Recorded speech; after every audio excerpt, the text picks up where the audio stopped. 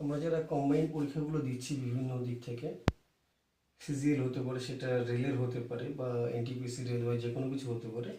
তা আমাদের খুব ইম্পর্টেন্ট চ্যাপ্টার হচ্ছে টাইম অ্যান্ড ওয়ার্ক। তাই এই ধরনের অঙ্ক আমাদের প্রচুর আমরা পাই, কিন্তু অঙ্কগুলোকে অন্যভাবে একটু চিন্তা ভাবনা করার জন্য তুলে ধরা একটা অঙ্ককে, এটা সবাই আমরা সাধারণত যারা দেখছি বা দেখবো হয়তো তারা বেশিরভাগ লোকই পারি আমরা এটা। কিন্তু এটা একটু অন্যভাবে চিন্তা করলে যেভাবে অঙ্কগুলো খুব শর্ট সময় এবং সেন্স আমাদের ক্লিয়ার হয়, তার জন্য বোঝানোর জন্য এই ভিডিওটা তুলে ধরা। যেমন অঙ্কটা কী আছে, A and B together can complete a work in 3 days. They started together but after 2 days B left. If the work is completed after 2 more days, B alone can do the work. তো এই ধরনের অঙ্কে আমরা কী করি, যেমন এ এবং B, এ plus B একত্রে কাজটা 3 দিনে করে, মানে 3 দিনে এরা করে এক অংশ কাজ। 3 দিনে এক অংশ করে, একদিনে করে 1/3 অংশ কাজ।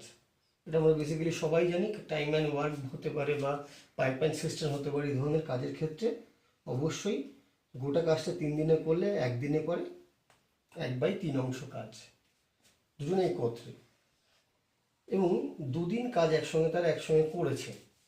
তো 1/3 অংশ যদি একদিনে করে, তাহলে 2 দিনে কতটা করেছে, 2/3 অংশ। তো রিমেনিং ওয়ার্কটা কত, যদি আমরা এটাকে 1 থেকে বিয়োগ করি 2/3 অংশ, তো 1/3 অংশ বাকি থাকে। এই কাজটা এ করেছে আরও 2 দিনে এক্সট্রা।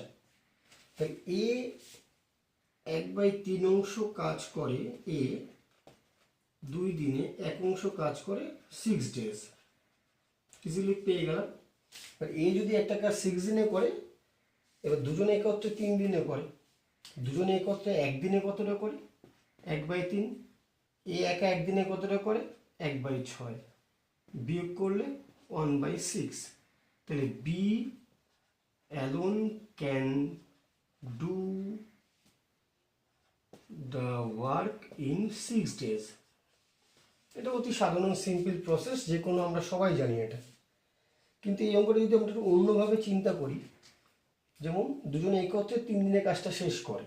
ফার্স্ট ডে যেমন এইভাবে বক্স করে দেখি, যে প্রথম দিন এ কাজ করতে আসলো এবং বিও কাজ করলো, একদিনে কাজ কমপ্লিট হলো। সেকেন্ড ডে আবার এও কাজ করতে আসলো, বিও কাজ করতে আসলো, সেকেন্ড ডের কাজ কমপ্লিট হলো। তারপরে থার্ড ডেতে গিয়ে যেখানে এ বি দুজনেই আসলে কাজটা শেষ হতে পারতো, সেখানে বি আসেনি। তাহলে এ একা কাজ করেছে, এ একা শুধু নিজের অংশের কাজটাই করেছে, মানে হাফ কাজ হয়ে গেছে। ওই বাকি হাফ কাজটা করার জন্য এর আর একটা দিন এক্সট্রা লেগে গেছে, মানে 4 ডে তো এ এসছে। দ্যাটস ওয়াই এখানে বলা হয়েছে 2 দিন এক্সট্রা লেগে গেছে। এই 2 দিন যাওয়ার পরে বি চলে গেছে, তাই 2 দিন এক্সট্রা লেগে গেছে। এই কারণে বোঝা যাচ্ছে যে বি এর যে পার্টের কাজটা সেটাই এর সেকেন্ড ডে এসে করেছে। ইজিলি দেখেই আমরা বুঝতে পারছি যে এ এবং বি এর কাজের ক্যাপাবিলিটি সমান। এটা বুঝিয়ে যখন এ বি একত্রে 3 দিনে করতে পারে, তাই যে কেউ এও একা এক কাজটা 6 দিনে করবে, বিও 6 দিনে করবে, ব্যাস।